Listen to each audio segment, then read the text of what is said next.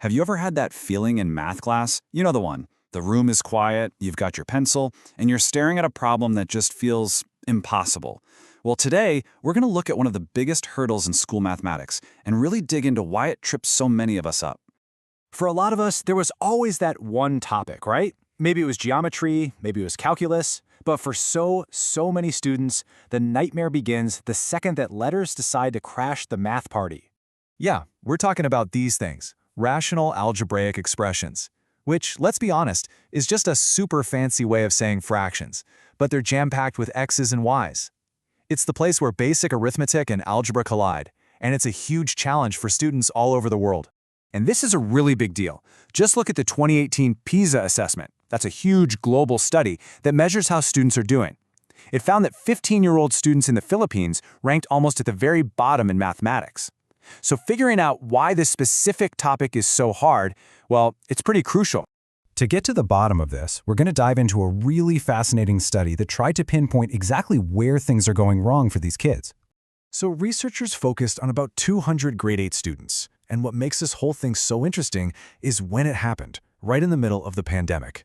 Students were learning from home using modules, which gave the researchers a really clear window into what the students actually understood, without a teacher right there to guide them.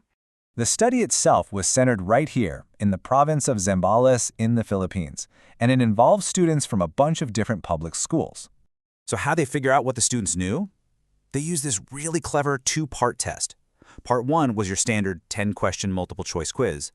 But Part 2 had 10 similar problems, but this time the students had to show all of their work. No guessing allowed. And that right there is the key to this whole study.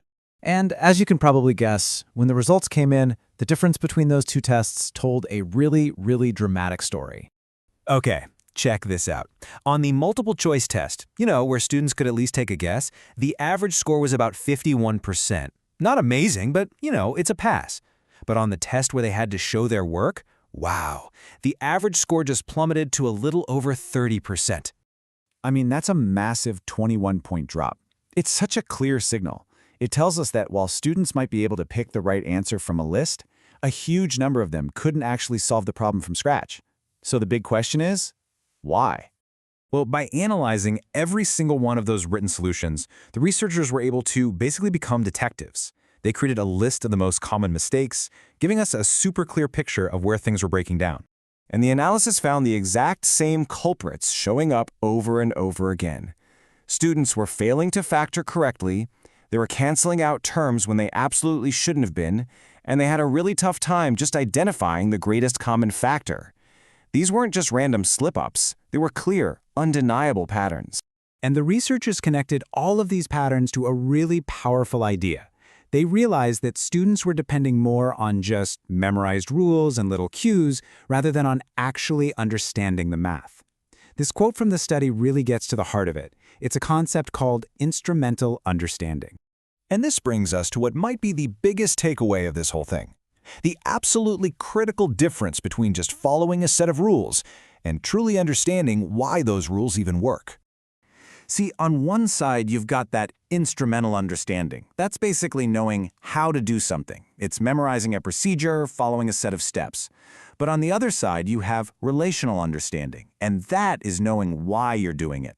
It's understanding the concepts that make those steps work in the first place. This study showed that these students were totally stuck on the how without ever getting to the why. To make it super simple, think about it like this. It's the difference between following a recipe word for word and actually knowing how to cook.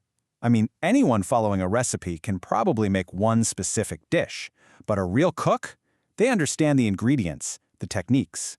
They can adapt, improvise, and solve problems when something goes wrong.